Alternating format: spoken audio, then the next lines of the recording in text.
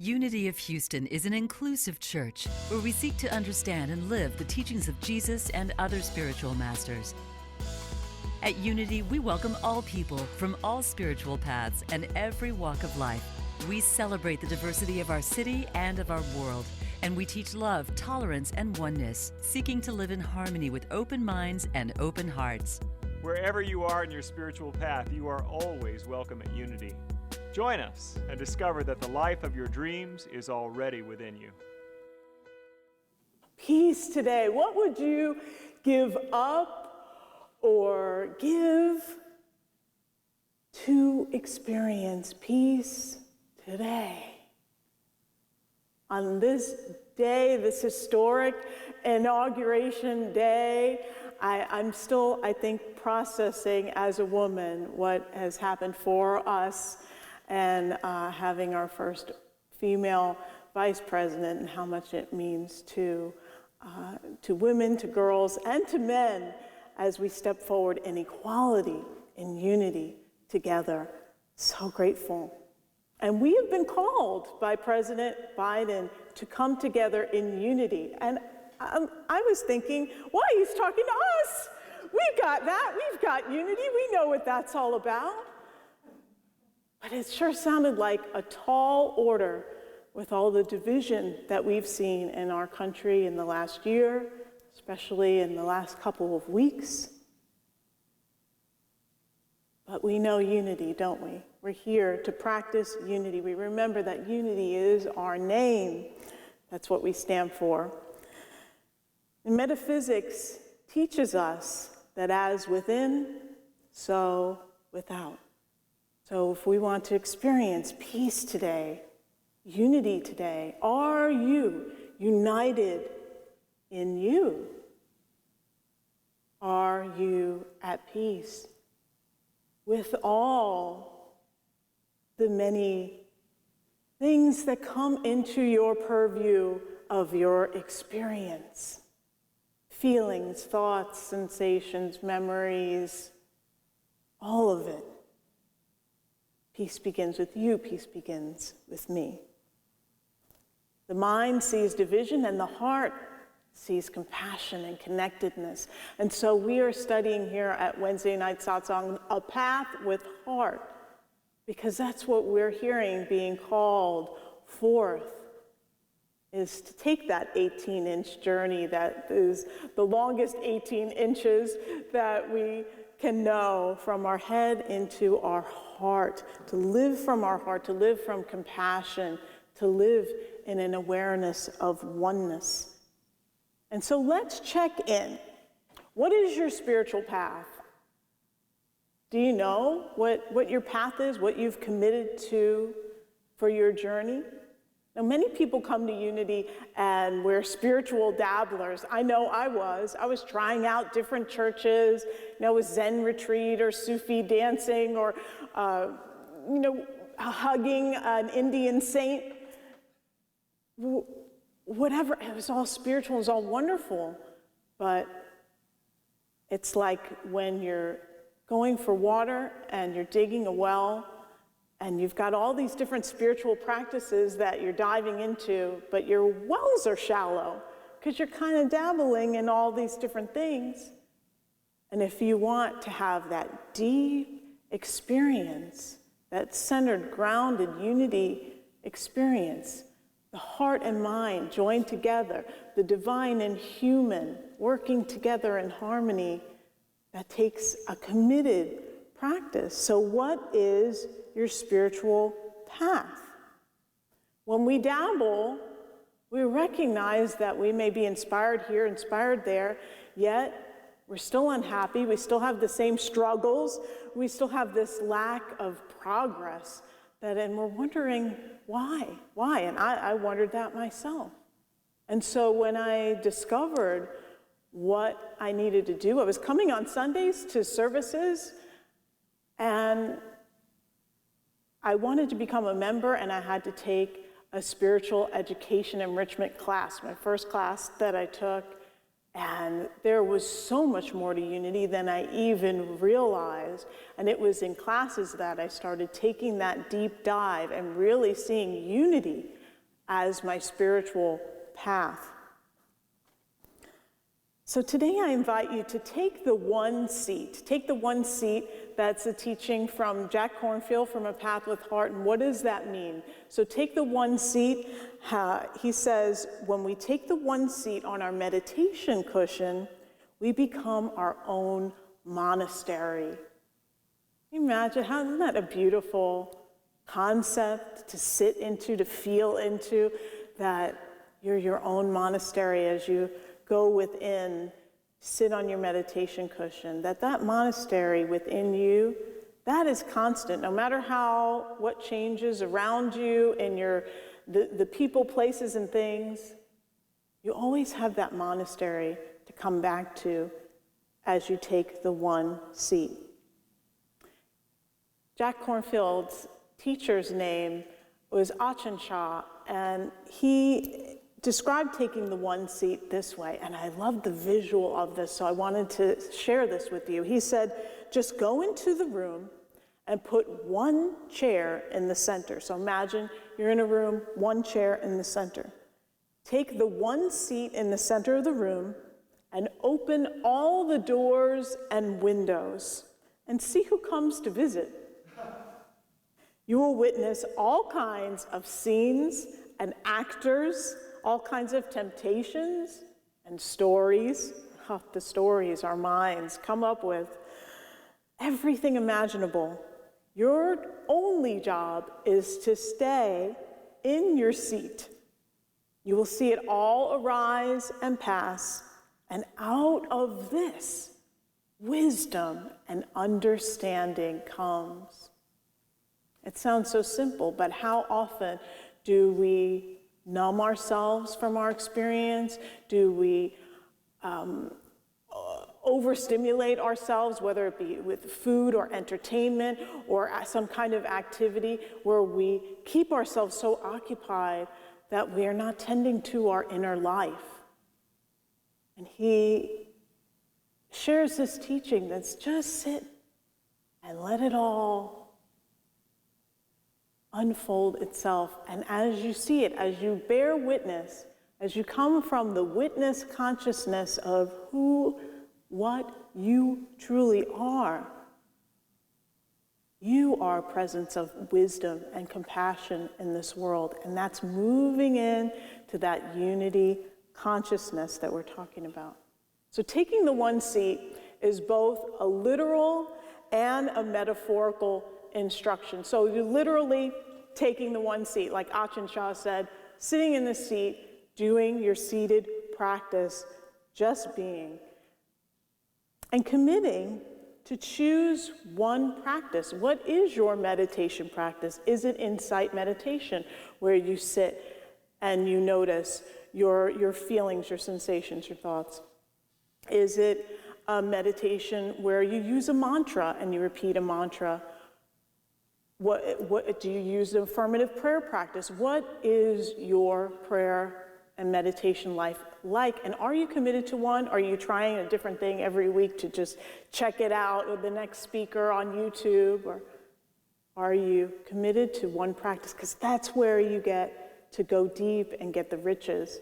My meditation teacher, one of them that I've had, told me that when you meditate, he's like, you can meditate 20 minutes at a time, but it might take 20 minutes for your mind to quiet down, and the goodies are after that. Maybe if you go 25 or 30 minutes, that your mind is finally quiet and you're able to rest in the silence.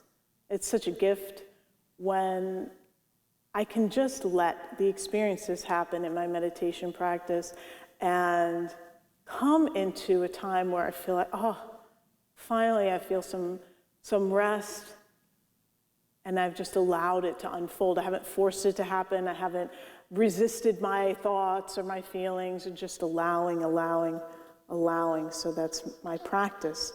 Insight meditation is a practice of awareness, of sitting and noticing and entering that inner monastery. And so when we enter that, we don't always find peace right away. Normally we don't. We witness fear and anger, depression.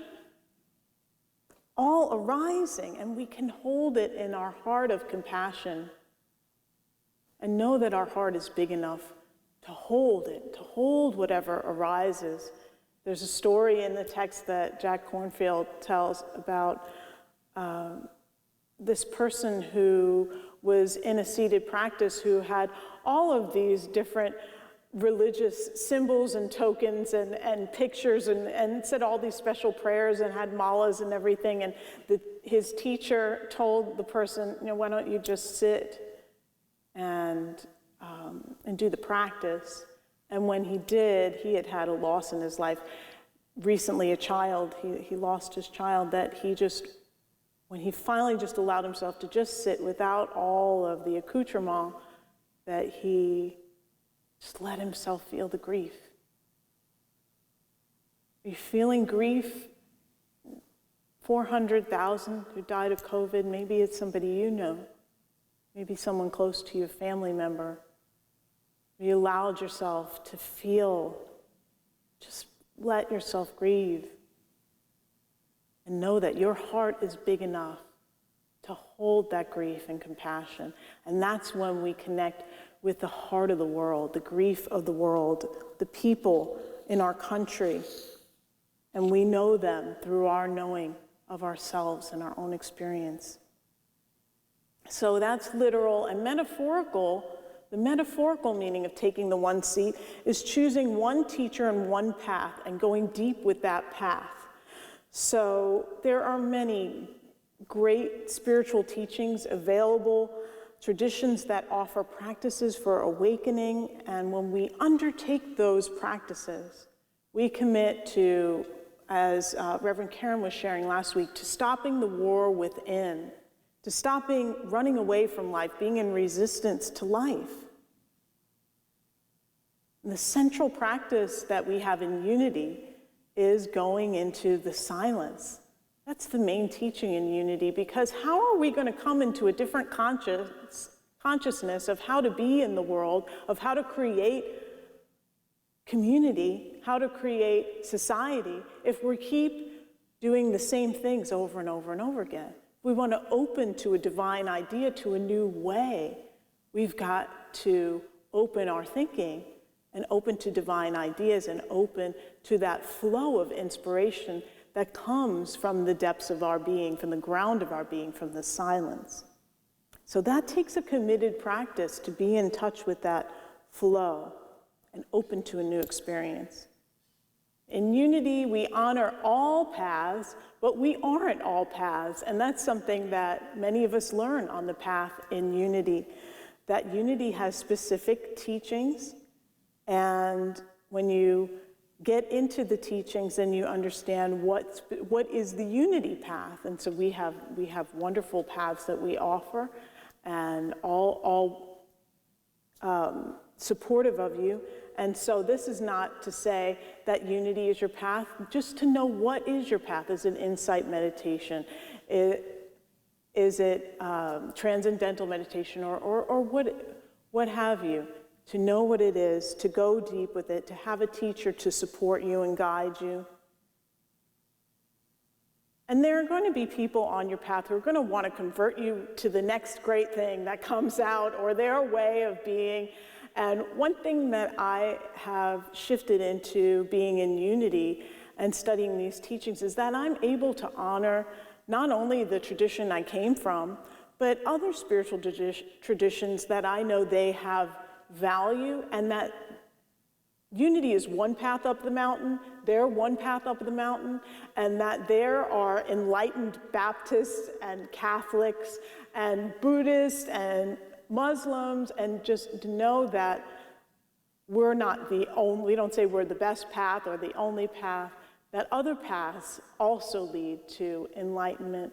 And it's just for us to know what is the path that is calling to our heart, because that is our path, to honor that path and to stay the course until we experience transformation, because it's not going to come from one retreat or one prayer class or a couple of weeks of meditation. It takes time for all that you are, that you've experienced, that you haven't allowed yourself to see, to experience within you, to be healed, to be seen, for that energy to shift. Jack Kornfield says it this way: spiritual work requires sustained practice and a commitment to look very deeply into ourselves and the world around us to discover what created human suffering and what will free us from any matter of conflict. We want to be free from conflict. Can we recognize how conflict arises within us? When we are able to do that, we can see how human suffering arises, and we can help our fellow members of our community to come together in knowing that when we know it in ourselves. There are two aspects of taking the one seat, and there is an outward aspect and there is an inward aspect. The outward aspect is committing to a practice that is deep and ancient and connected to our hearts. This is what Jack Kornfield says, that find a practice that is connected to your heart. That is the outward practice, doing it as long as it takes to transform yourself. The inward practice is that once we've committed to that regular practice, daring to experience all the fears, the doubts, the rage, the hurt, the struggle, all that is within you, having the courage to allow that to arise, and that's staying with the inward practice, the courage to stick with it, to use it, to face our difficulties. Because how often do we, or you're meditating, or you feel peaceful, you're in a service, and then something, bang, you get hit in a car accident. And are you able in that moment to be centered in the peace within you, or are you disturbed? Are you attacking? Are you cursing and screaming or whatever? And that's where you know you can check in with yourself in how deep your practice is going. If one thing will just turn a switch and you're off and running and aggravated, and you might consider, how committed am I to my practice if I'm so easily triggered? No, a car accident is a pretty scary thing, but just notice your triggers, right? It could be minor. Anyway. So let's see about this situation we find ourselves in as humans, where we're avoiding our feelings. What is that about? What are strategies that we're using to avoid our feelings? What have you used to avoid your feelings? Maybe it's ice cream. It is for me sometimes. Buddha had doubts. Buddha had temptations, and that's why we can use him as an example for us to follow in our practice. There's a teaching about Buddha's commitment in the face of challenges, and the teaching is called the Lion's Roar. And so on the night of his enlightenment, this is how Jack Kornfield tells it, the Buddha vowed to sit on his one seat and to not get up until he had awakened. He was just going to stay there as long as it took until he awakened, no matter what happened around him. I remember seeing an image of Buddha sitting under the Bodhi tree and a big snake coming up over him and him not moving, right? No matter what happened, he stayed still until he found freedom and joy in the midst of all things in the world. And so in that seated place, he was attacked by Mara, and Mara represents the God who personifies all the forces of aggression, of delusion, of temptation in the mind. In the mind. I picture this kind of same scenario with Jesus in his 3 temptations in the desert, that all of this arising in his mind all at once, seemingly coming against him. And so after flinging every force of temptation and difficulty at the Buddha to no avail, Mara then challenged Buddha's right to sit on his one seat. Challenged it. What gives you the right to sit there and to be on that spot? And the Buddha responded with a lion's roar. And this was he was totally in his courage, right? A lion's roar to this attack and attempt to get him out of his centeredness in his seated posture. He called upon the goddess of the earth to bear witness to his right to sit there based upon thousands of lifetimes of patience, earnestness, compassion, virtue, and discipline that he had cultivated. And with this, the armies of Mara were washed away, and hence Buddha's enlightenment. And it was through this enlightenment and this discovery that the Buddha uncovered what he referred to as the middle way.